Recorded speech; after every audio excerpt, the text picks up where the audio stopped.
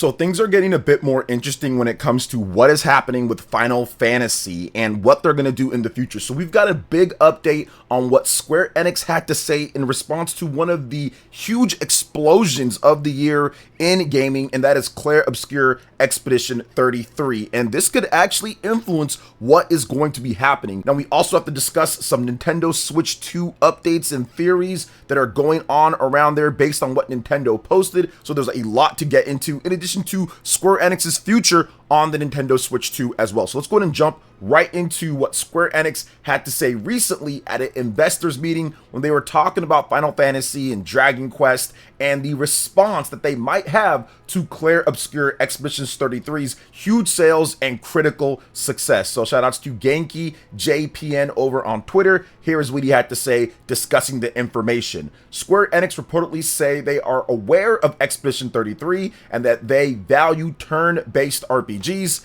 At the Square Enix shareholders meeting, one investor said they would like the new Dragon Quest and Final Fantasy games to be turn-based and highlighted Expedition 33's success as an example. Square Enix responded that they are aware of Expedition 33 and believe that command-based RPGs are the origin of Square Enix. They value the genre of command-based RPGs and plan to continue delivering such games in the future. Now, I do want to put out just a little correction right after I just said that. The person that asked the question is an investment media reporter, not an investor, so keep that in mind. Now, this does not mean that the next mainline Final Fantasy game is going to be a turn-based RPG, but it's just that Square Enix is aware and probably researching and looking into what they could do based off of their IP. Now, we know that they have Dragon Quest. Obviously, that seems like it's going to be some type of command or turn-based RPG. Maybe there's real-time elements. They did state that that's going to be a different style of game, but I don't see them potentially jeopardizing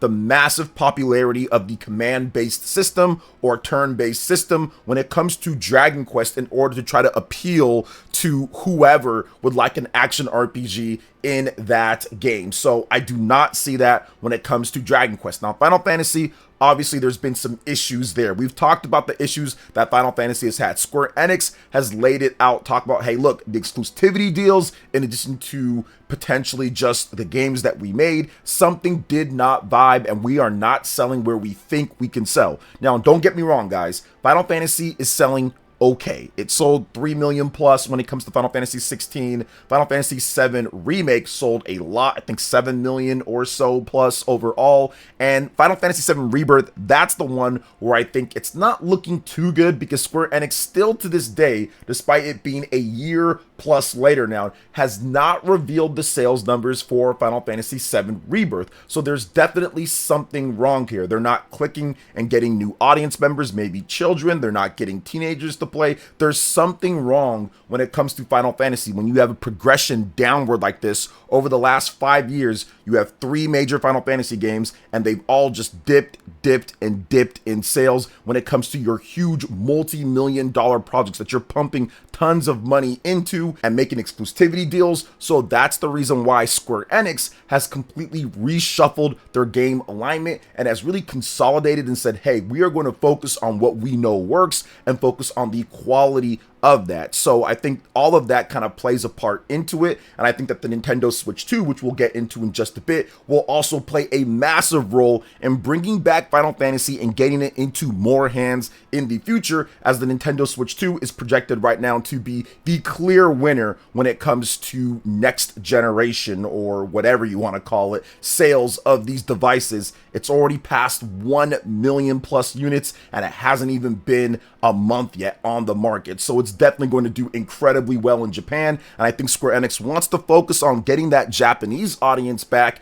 and then of course expanding and making sure that they take care of everyone else. So there's a lot of things to consider overall, and I want to get into one more thing with this, but before we do, please, if you're enjoying the video, please make sure you hit that like button, subscribe if you are someone new. If you like Nintendo Switch 2 content and RPG content, you're gonna love it here when it comes to the video. So hit that subscribe button if you can as well, and let me know what your favorite Final Fantasy game is in the comment section below. Now let's get into the next section that we're going to talk about when it comes to Final Fantasy and Square Enix and some of the issues that they did have, because I found this to be incredibly interesting. So Genki once again put out a post talking about Square Enix outlining its 3-year reboot plans to shareholders. Now, this has been a number of times that they've actually done this, and I've covered it over and over, but I wanted to re-emphasize for people that maybe didn't get it or didn't hear or didn't know, Square Enix did completely retool what they're doing and shifted from what they used to do to something completely new at this point. So let's go ahead and break down in detail that and how the Nintendo Switch 2, of course, is going to play a part into it. So they are shifting from the quantity that they used to have, like we saw crazy stuff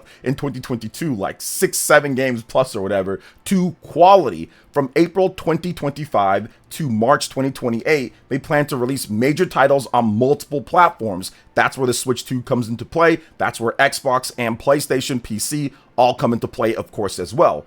After a 3-year reboot plan, they plan to release major titles of key IP on a consistent basis. So you can check out this slide right here. It shows what's going on when it comes to what they're doing right now. They have Dragon Quest 1 and 2 HD Remake. They have Final Fantasy, the Pixel remasters. They have Bravely Default. They talked about some Final Fantasy when it comes to online and mobile and things like that. Final Fantasy 7 Remake overall, Intergrade on Xbox and Nintendo Switch 2, but they say to be released on the Nintendo Switch 2. So a lot of these games are on the Nintendo Switch 2. So a huge focus is going to be the Nintendo Switch 2 and how that's going to factor into Japanese players and of course worldwide players as well. One of the interesting things that I found out, at least for me at least, is that Square Enix usually doesn't support systems right at launch, even with remasters or ports or remakes or stuff like that. Usually no releases of stuff, and they did that when it comes to Bravely Default. They had a game right there. So that actually shows the sign of confidence that they do have in the system, because I think that they know that they're going to have to utilize it in order to reach the profits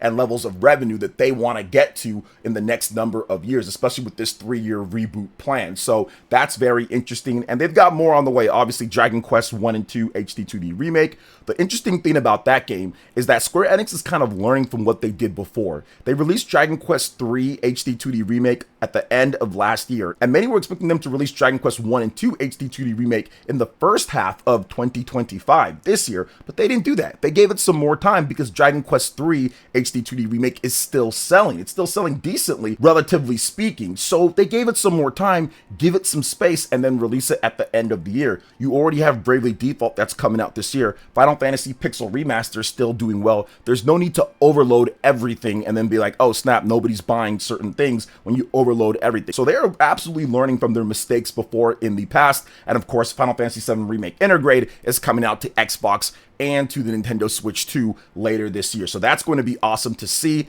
I expect that game to do well enough on the Nintendo Switch 2. I know I'm going to be picking it up. I'm going to be playing it. I definitely want to see and show Square Enix that mainline major Final Fantasy should do great on the Nintendo Switch 2. So I'm looking forward to that quite a bit. Now, let's get into another thing when it comes to Square Enix and kind of going back into the past in terms of what happened with this company, because I found this to be incredibly interesting. The legendary Mr. Nobuo Uematsu has talked about Square Enix and how they collapsed after the Final Fantasy series creator Hironobu Sakaguchi left the company. Shout outs to Stealth on this one. And it says, quote, "To put it simply, he is the big boss. Always has been and always will be. He left and the organization suddenly collapsed. I thought to myself, oh no, I should get away from here." Uematsu says Sakaguchi has innate leadership qualities that caused everyone to follow him. So very interesting there. Obviously, these two guys are like two peas in a pod, man. They have worked with each other for decades and have incredible trust between them. So that's what a friend is supposed to say. That's what someone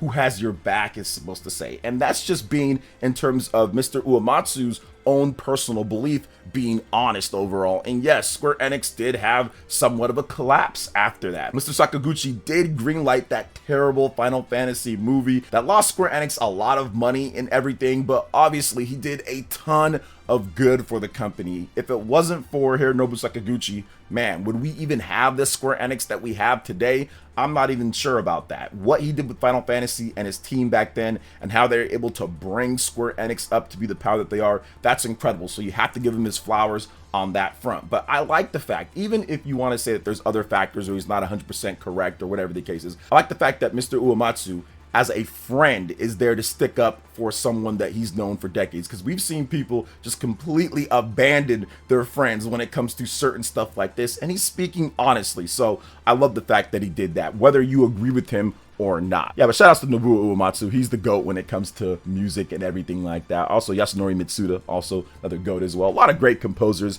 out there. But what do you guys think? You can let me know in the comment section. But now we're going to move on to a little bit of Nintendo Switch 2 content here when it comes to what people are thinking with Animal Crossing. Now, to just kind of set this up overall, there was a recent Nintendo podcast with Beat 'em Ups Wood. He talked about how Nintendo's going to have a Nintendo Direct in July, and he laid out a few different games that could be coming, stuff like Death Stranding, Metaphor Refantasio, The Witcher 3 Upgraded Edition, all awesome stuff. That's all great, but the big thing that he said is that Nintendo's going to have a new Animal Crossing game. Now, obviously, Nintendo always has new Animal Crossing games. Pretty much every single system when it comes to Nintendo since Animal Crossing started coming out has an Animal Crossing game, even if it's a spin-off or something different. So that's not really a shock. But if they were to announce it sometime this year, that might be a little bit of a shock to some people. That was announced about a year and some odd months after the Switch 1 came out. So I think some maybe felt that they'd wait before they announced that, but if it does come out this year, that'd be interesting. Anyway, how all of this ties into it is that Nintendo of America put out a random post on June 24th, 2025 at 3:32 p.m., which is very interesting, 3:32, and it says vibing, hashtag Animal Crossing New Horizons.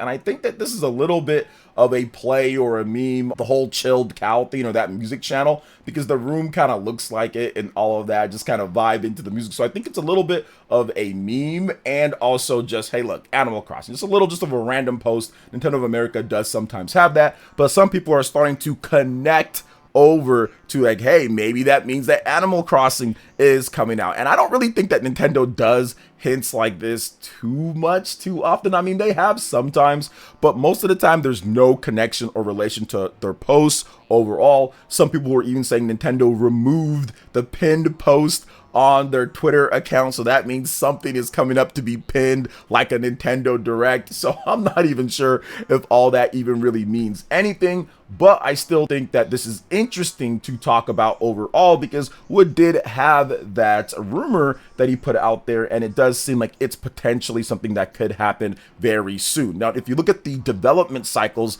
I talked about this before in a previous video discussing Animal Crossing, we're right around the time that a new Animal Crossing game should or could be announced or coming out. It's around every 6 to 7 years over the last couple of generations between the Nintendo 3DS and the Switch. It's right on schedule now to be 6-7 years. Animal Crossing New Horizons was supposed to launch in 2019, but it ended up getting delayed to early 2020, so there wouldn't be an intensive crunch period overall. So it should have came out in 2019 if they decided to crunch and do all that, but they decided to say, hey, look, it's all good. We don't have to do that. So it's right on pace right now to be about a 6-7 year development. So we could see Animal Crossing, the next one for the Nintendo Switch 2, sometime in 2026 with an announcement this year, or even an announcement early next year and then launching that year as well. Obviously, Animal Crossing New Horizons, one of the best-selling games of all time, one of the best-selling Nintendo Switch 2 games with over 45 million units sold, going on 50 million. So I still think that obviously they want to make the new Animal Crossing game, and they want that to be a big system mover, system seller, just like Animal Crossing games have been for the last number of decades when it comes to Nintendo platforms. People do buy a Nintendo platform to play Animal Crossing, so I see that being a part of the Nintendo Switch 2 as well. The interesting thing is going to be is that they actually are able to kind of put in more of the content and more of the stuff that people were missing from Animal Crossing New Leaf. That was something that I saw from many Animal Crossing fans. They felt impressed by the technology in terms of the terraforming and what you can do in Animal Crossing New Horizons, but were a little bit let down down when it comes to the amount of overall content, mini games that you can do, and certain game aspects that made New Leaf a little bit more of an evergreen game to play for longer periods of time. So hopefully Nintendo kind of gets the best of what they did with New Horizons, in addition to adding in what's the best of New Leaf and putting that together to create the ultimate hybrid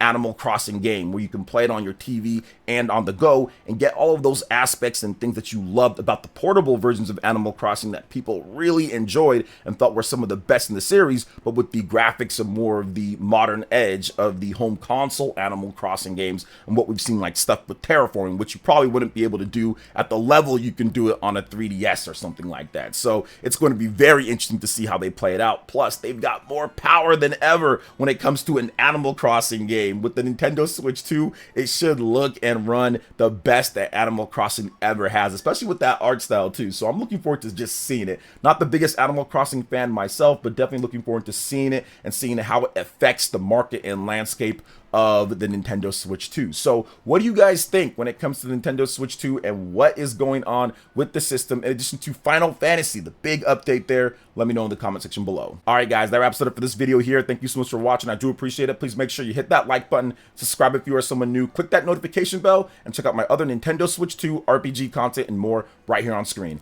Thanks for watching, and we'll catch you guys for the next one. Peace.